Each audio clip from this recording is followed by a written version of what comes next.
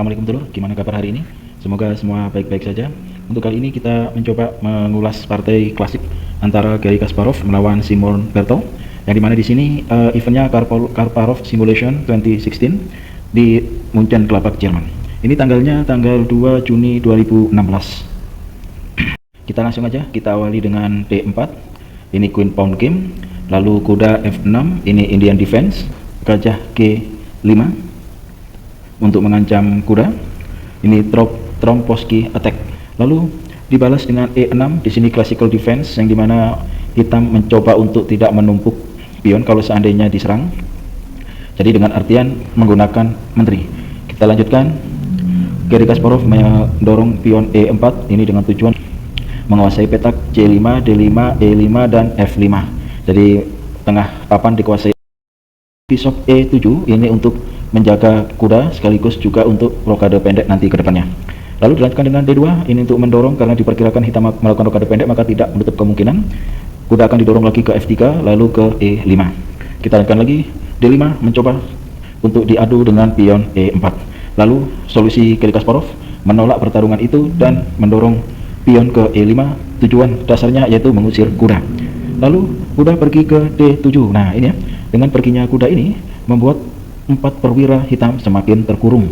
Ini satu nilai plus bagi putih. Gajah mundur ke E3, pion B6 ini tujuannya jelas untuk membuka jendela untuk melakukan piacento gajah. Lalu dibalas dengan H3 ya. Kenapa kok tidak ke arah F3? Karena ya tidak menutup kemungkinan akan memberikan jalan bagi menteri supaya bisa bermanuver. Ya, kita lihat, kita langsung aja. Lalu B7 piacento gajah untuk menguasai diagonal petak putih. Ya, jadi gajah B7. Nah ini ya, ini menteri G4 ini tujuannya jelas untuk merongrong pertahanan hitam yang ada di G7. Lalu pion pun maju sedikit, kuda maju ke G5. Ini serangan yang dimana menargetkan petak lemah.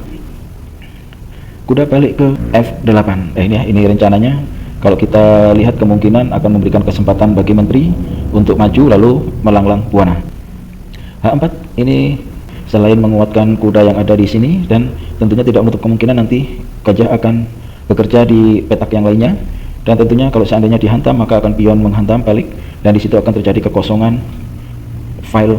G6 ini mengusir kuda, lalu kuda balik ke F3, kuda ke A6, C3, rangkaian pertahanan ditekankan jadi biar benar-benar menjadi kuat. Dengan begitu maka gajah hitam ini tidak bisa banyak bergerak.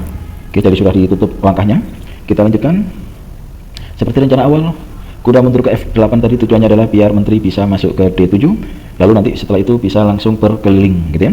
Kita lanjutkan A4 ini menutup langkah menteri gitu ya, dan sekaligus nanti mencoba untuk memasukkan gajah ke B5. Oke, kita lanjutkan raja rokade panjang, dan di sini kesempatan bagi Garry Kasparov untuk masuk mendorong pion-pion yang ada di sayap menteri. Di antaranya adalah B4, lalu dibalas dengan C5. Oke, kita lanjutkan lagi. Sebenarnya langkah C5 ini ya langkah yang bisa dikatakan gambling. Gajah masuk B5 mengusir menteri, menteri pindah ke C7.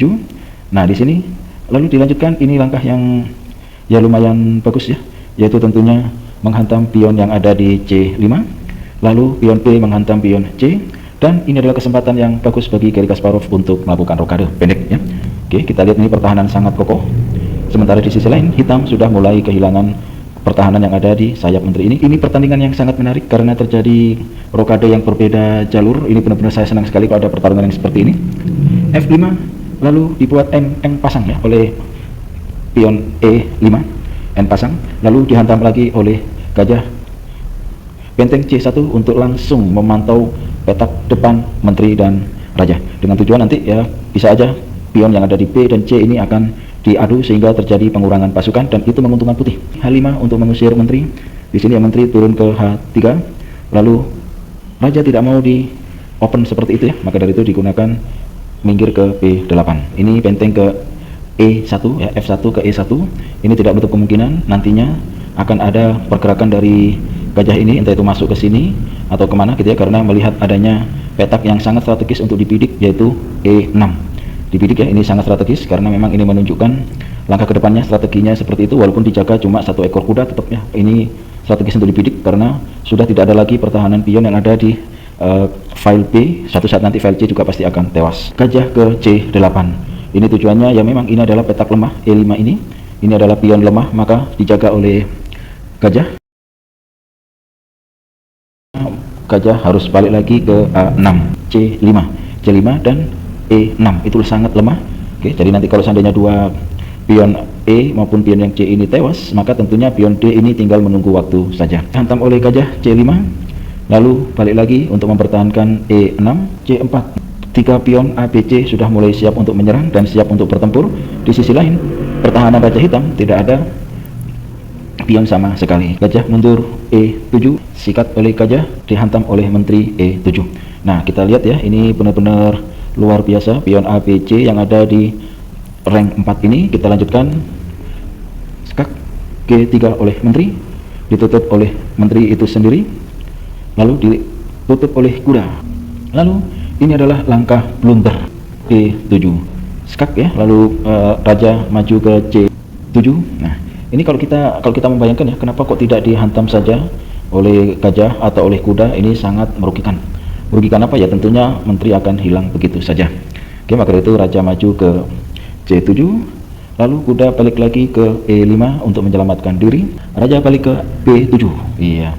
Dan ini saatnya menyerang ya, pion 3 ekor ini saatnya menyerang secara simultan ya. Diawali dengan C5 mengusir menteri. Menteri turun ke C7, lalu maju lagi C6, lalu raja turun ke A8. Lalu dorong lagi B5. Wah, ini luar biasa, ini pertarungan yang sangat menarik. Bagaimana serangan tidak dilakukan oleh perwira tapi justru dilakukan oleh pasukan kecil. Benteng menjaga pertahanan di rank 7 masuk ke H7.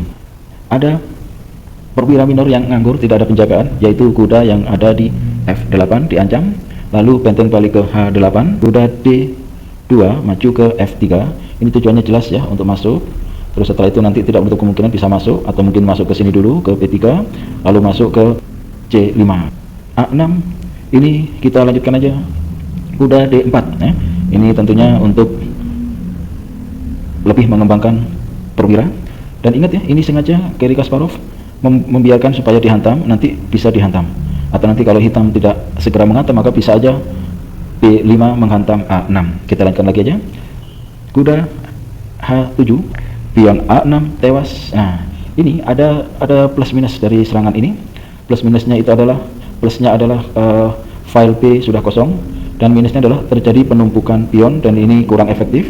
Tapi ini nanti bisa dijadikan amunisi untuk menyerang. Benteng F8 untuk mengusir menteri, menteri E3 untuk membidik posisi yang ada di A7, dan sekaligus nanti tidak menutup kemungkinan akan menggerakkan kuda ke B5, dan itu akan mengacak-acak pertahanan hitam. Digambarkan oleh langkah alternatif yang kita gambarkan ini adalah dengan menteri ke A7.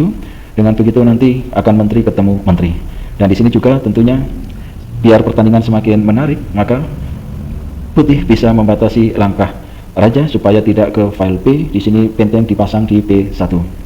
Lalu nah ini ya, ini menteri ke A7 ini tujuannya selain untuk menjaga biar menteri putih, biar kuda putih tidak keluyuran, maka selain itu juga untuk mencoba menghabisi pion yang ada di file A ini ya. Seperti kita lihat di sini A6 tewas, lalu C7 ini perlu diperhatikan, tapi solusinya juga sangat sederhana. Cukup dengan B7. Ini pertandingan masih sangat menarik ya, karena pertahanan bisa ditutup, bisa ditutup, bisa ditutup, gitu aja. Lalu bagaimana? Ini ada satu langkah yang strategis. Kira-kira apa langkah alternatif yang kita tawarkan? Langkah itu adalah D7. Kenapa strategis? Ya jelas, dengan D7 ini memang awalnya mengganggu posisi benteng F8 yang sudah bertengger dari tadi. Selain itu juga untuk menggembosi raja melalui B6. Dengan begitu raja harus keluar kandang, keluar dari sini, dan peluang yang bisa dilakukan adalah dengan masuk ke A7. Dengan begitu nanti kuda bisa langsung merangsek masuk. Nah, di situ akan berantakan posisi hitam, gitu ya. Jadi pertandingan masih luar biasa. Kita lanjutkan. E5. Sebenarnya ini langkah apapun yang dilakukan oleh hitam ini ya cepat atau lambat hitam bakalan habis, gitu ya. Habis nafas raja. Nafas raja hitam akan habis. Ya, kita ceritakan ini langkah E5. Menteri menghantam E5 dengan tempo untuk nekat maju. Nah, lalu setelah itu nanti menteri bisa mengawasi petak B8, gitu ya. Oke, kita lanjutkan lagi.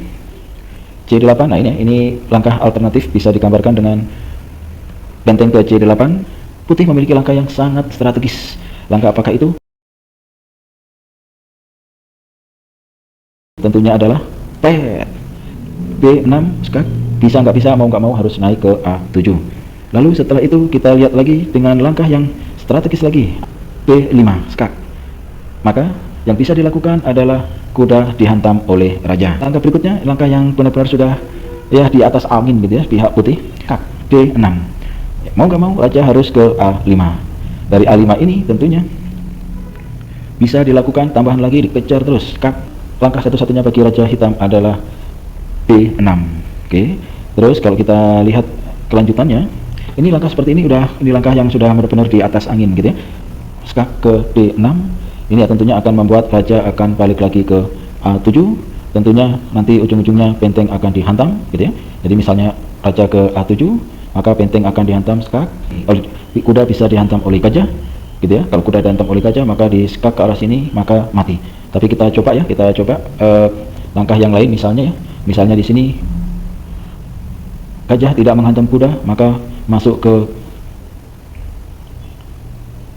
A8, kembali lagi di skak, dan di sini masuk lagi ke sini, maka ini bisa jadi menteri. Ketika dipantai, maka ini juga bisa dipantai.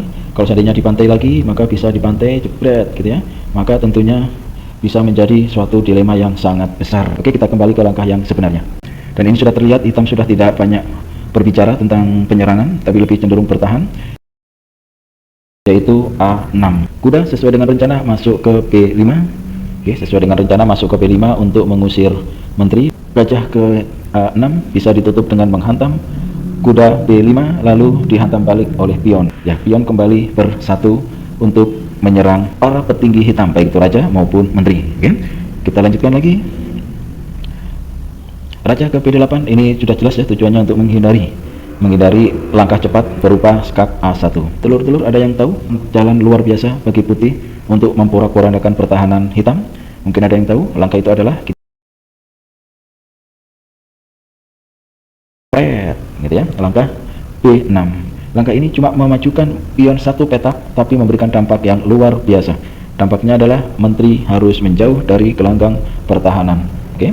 Dan menjauhnya itu yang masih realistis adalah masuk E7. Dengan begitu maka masih bisa mungkin cawe-cawe ke daerah diagonal hitam ini, atau mungkin nanti kalau memang serakah ya bisa aja menghantam H4, tapi ya percuma, tidak ada pertahanan lain yang membantu. Di sisi lain raja sudah dikepung oleh dua pion, dan tentunya ini sangat menguntungkan bagi putih. Oke, terus dihantam lagi dengan langkah yang sangat strategis, benteng A1, untuk memastikan raja tidak akan masuk ke file ini, dan itu artinya raja akan bergeser ke kanan gitu ya. Maka terus di situ nanti tentunya sudah dihadang oleh kuda yang ada di E5. Oke, kita lanjutkan aja. Menteri D6 menunggu ya, karena tidak ada serangan lagi yang bisa dilakukan.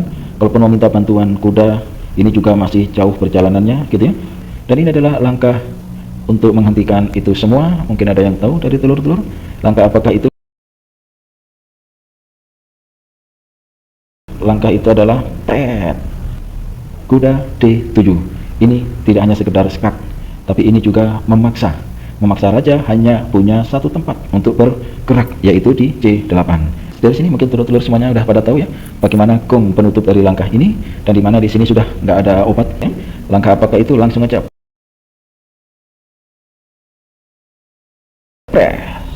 maka hitam mati. Oke, mungkin untuk sementara itu saja dulu.